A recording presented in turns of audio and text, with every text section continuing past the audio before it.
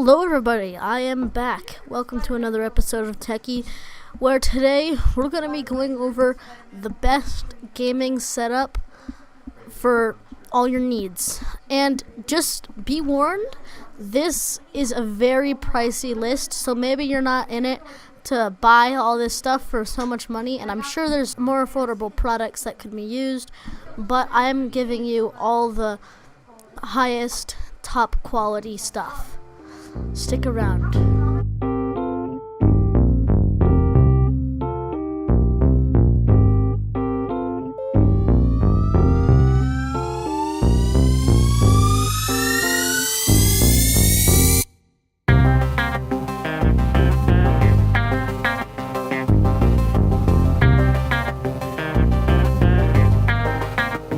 And welcome back.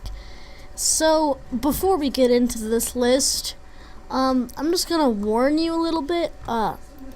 There could be possibly a cheaper alternative to these PCs that I'm about to just go over with you, and that cheaper alternative is probably building it yourself. But then if you build it yourself, there's a bigger chance that things are gonna go wrong, but it's usually cheaper, and there is a possibility that if you build it correctly, it might work better. So, yeah, just think about that. But if you aren't into that sort of stuff, just stick around, okay? So if you wanted to get probably the best overall gaming computer, it's probably the Origin Millennium. The pros, you've got some pros. It has a quick processor, good internal cable management. So, for example, if you wanted to take off the panel and rearrange something, it'd be easy. I didn't say easel. The cons are probably the front panel seems a little cheap, and yeah, that's about it. Seems pretty good other than that. Anyway, next we've got the Falcon NW tecchie. I'm not sure if NW means northwest or something, but I'm just gonna say NW because yeah, you get the idea. So, yeah, the best thing about the Falcon is that it is very compact. It's probably it's a lot smaller than the Origin, although it isn't as good, but yeah, it's definitely more compact.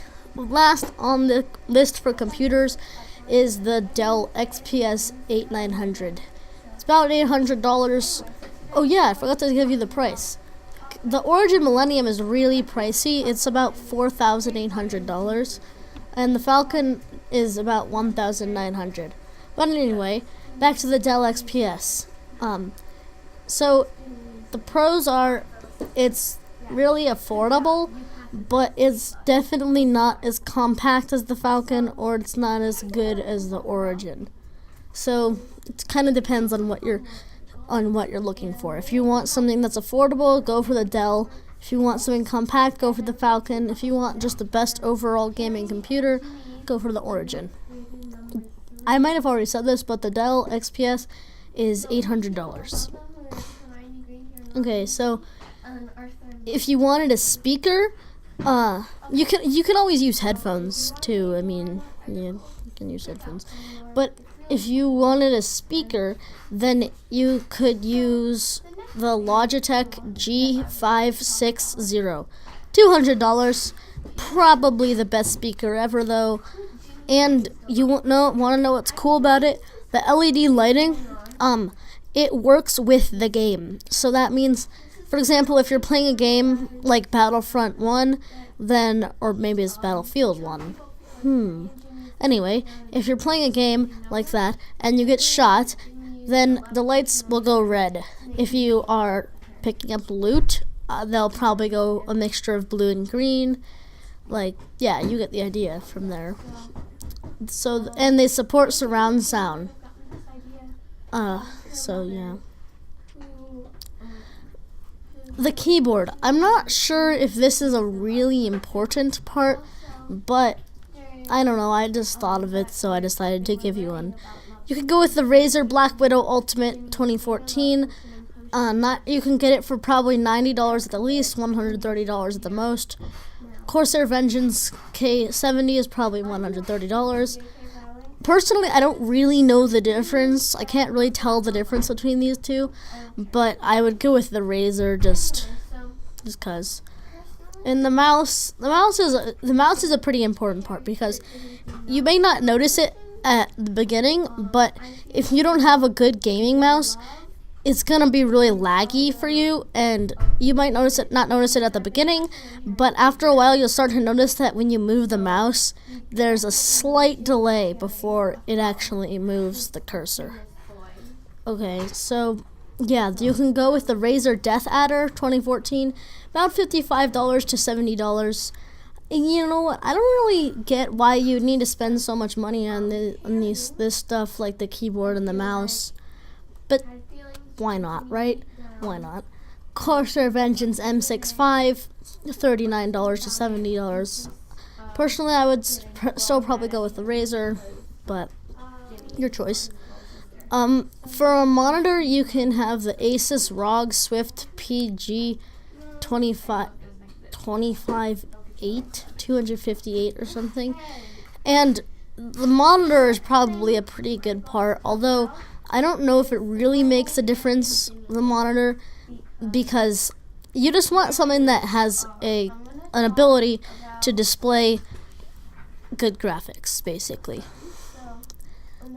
So if you didn't want to use the speakers and you want to use headphones, probably SteelSeries Arctis Pro Plus.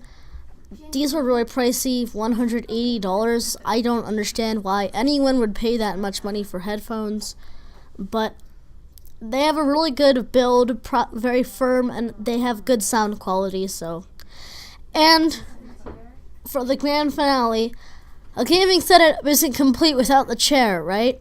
So the chair is probably going to be the FitMax YF002. Probably the most comfortable, easiest chair. Yeah, so thanks for listening. Goodbye, and I will see you later. If you like this episode of Techie, subscribe, like, share, and hit that notification bell for more.